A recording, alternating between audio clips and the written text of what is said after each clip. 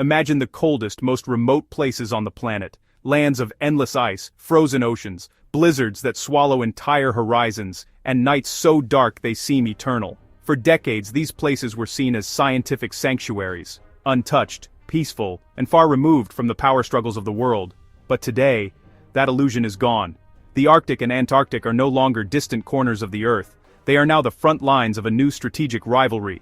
A rivalry where superpowers are quietly positioning themselves, building bases, strengthening fleets, and preparing for a future where the poles will determine global power. Welcome to the new Cold War. A Cold War literally fought in the cold, and it is accelerating faster than the public realizes. For most of the modern era, conversations about the polar regions revolved around climate change, melting ice caps, endangered ecosystems, and indigenous communities. These themes still matter deeply, but they no longer dominate the geopolitical conversation. A new logic has taken over, a logic of control, dominance, and long-term strategic advantage. The questions shaping the Arctic and Antarctica are now brutally simple. Who controls energy? Who controls the critical minerals buried deep under the ice? Who controls the future trade routes that melting ice is slowly revealing? And ultimately, who controls the future balance of power in the world? Because make no mistake, what happens in the polar regions will decide the next century. Let's start with the Arctic, the arena where the competition is most visible, most intense, and growing at a pace that even military analysts didn't expect. For decades, the Arctic was a low-tension region, almost boring in its stability. Today, it has become one of the fastest militarizing zones in the world, with the United States and Russia returning to Cold War-style posturing. Submarines, bombers, intercept flights, naval patrols, all of these are becoming routine again. The Arctic is now buzzing with weaponry. Russia, more than any other Arctic state, sees the region not as a side project, but as a core national priority. Militarily, economically, and ideologically, President Vladimir Putin has framed the Arctic as a national destiny, a pillar of Russian identity and power, and Russia is acting accordingly. Since 2014, Moscow has modernized or reopened more than 50 Arctic military facilities. These aren't symbolic outposts. We're talking radar stations, missile launch sites, advanced anti-air and anti-ship systems, and fortified airfields stretching across the northern sea route. Russia's Northern Fleet, positioned in this region, is the heart of the country's nuclear second strike capability, the force designed to survive any attack and retaliate. Which means that in the Arctic, Russia is not just defending territory, it is defending its ultimate weapon of survival.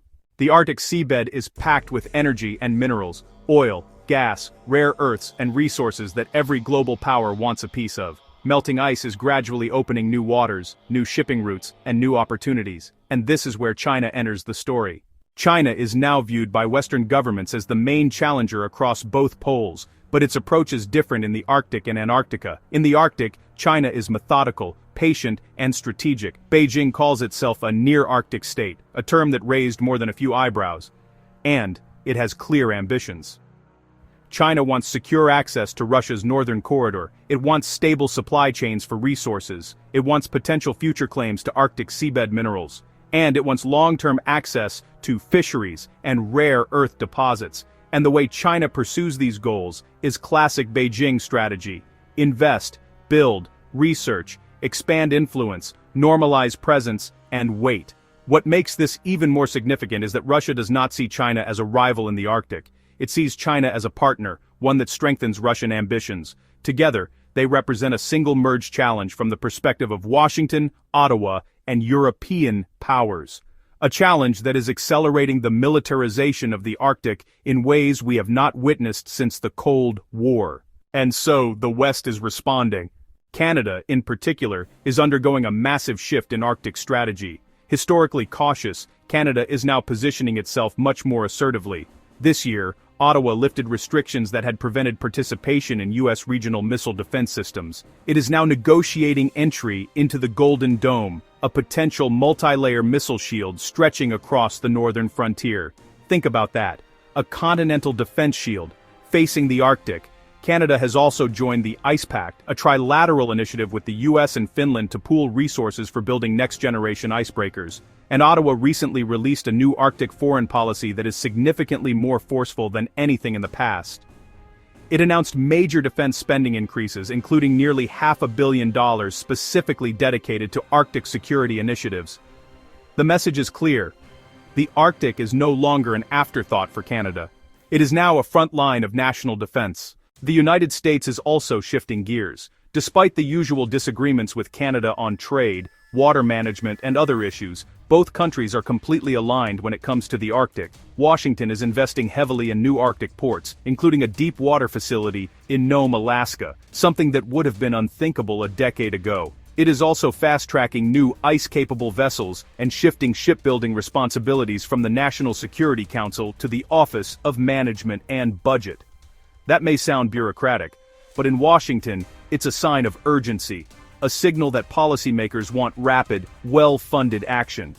Even America's Arctic research priorities have changed. National security in the region is now defined through 4 pillars: military strength, community resilience, energy development, and economic prosperity.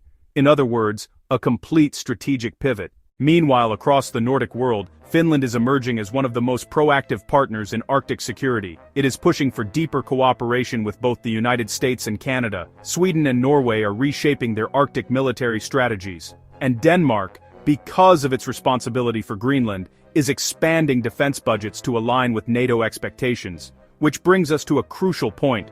Greenland might become the next geopolitical flashpoint. As Arctic alliances expand, the United States is expected to push for clearer guarantees regarding Greenland's political future. Washington doesn't need ownership of Greenland, but it absolutely does need one thing: certainty that Greenland will never fall under Chinese influence. That single condition may shape U.S. policy in the region for decades, because in the new global power game, Greenland is not just a giant island of ice, it is a strategic aircraft carrier made of land. From satellite monitoring, to missile tracking, to control over northern airspace, Greenland will define the next era of Arctic stability, or instability. This is why Western cooperation in the Arctic will likely continue accelerating, not slowly, not quietly, but dramatically. Because as Russia doubles down and China expands its influence, Western nations are forming a strategic counterweight designed to secure the region for generations. The Arctic is no longer frozen in time. It is melting, opening, transforming into one of the most important geopolitical theaters of the 21st century. And if you're wondering why the world isn't talking about this, that's the problem. The public still sees the Arctic as an environmental issue. But behind closed doors, in war rooms, in military briefing centers, in intelligence reports, the Arctic is seen as one of the most strategic places on Earth. A place where the next global power shift could begin. Before this decade ends, the Arctic could determine new trade routes, new energy supplies, new alliances, and new frontiers for conflict. The question is not whether great power competition will expand into the poles, it already has. The real question is how far it will go. If you found this deep dive eye-opening, make sure you hit the like button so YouTube knows this story matters. Subscribe for more geopolitical breakdowns you won't hear on mainstream media. And drop a comment below. Do you think the Arctic will become the world's next major conflict zone? Thank you for watching, take care, and I will see you tomorrow for another powerful story.